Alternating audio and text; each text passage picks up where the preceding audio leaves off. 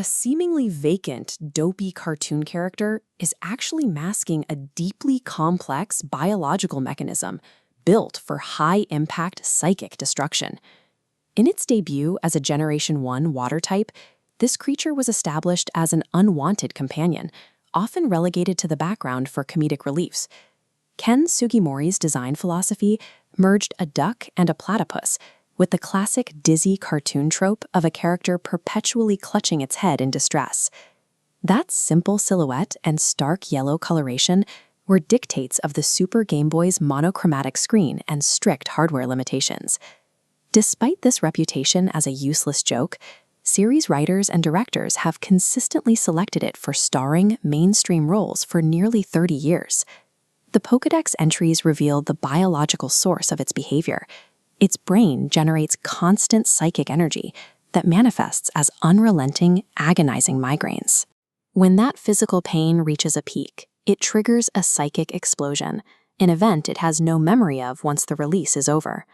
This creates a structural contradiction in the game's logic. Despite its psychic-focused lore, developers classified it as a pure water type. This gap persists even as it evolves into Golduck, a creature defined by advanced psychic traits that the game refuses to classify as a psychic type. The character's entire identity exists in the tension between its internal biological reality and the rigid structural limitations of the game world. Competitive players found high-tier utility in its Cloud 9 ability, using it to suppress the weather strategies that dominated the Generation 4 metagame.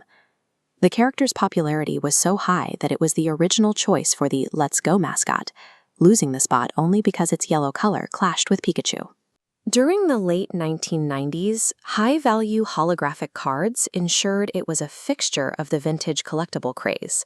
Its elite cultural status was eventually painted onto the side of a commercial All Nippon Airways Boeing 747. These high-profile media placements and competitive mechanics disprove the idea that the character is merely a useless comedic relief. The Japanese concept of kawaii defines its appeal through defensiveness and relational attachment, which outweigh the importance of simple physical cuteness. This connects it to a classic literary trope, the outcast who possesses unexpressed power because of social inadequacy. That clumsiness reflects the feelings of inadequacy many young adults face when confronting the world, causing them to retreat into a protective dimension of childhood nostalgia. The perpetual, debilitating migraine serves as a narrative metaphor for the agonizing pressure of modern societal expectations. The writers of Detected Pikachu specifically selected the character because they felt its stress loops mirrored their own neurotic writing process. In the series Pokémon Concierge, the character's dopey, needless movements were utilized to represent the physical manifestations of social anxiety.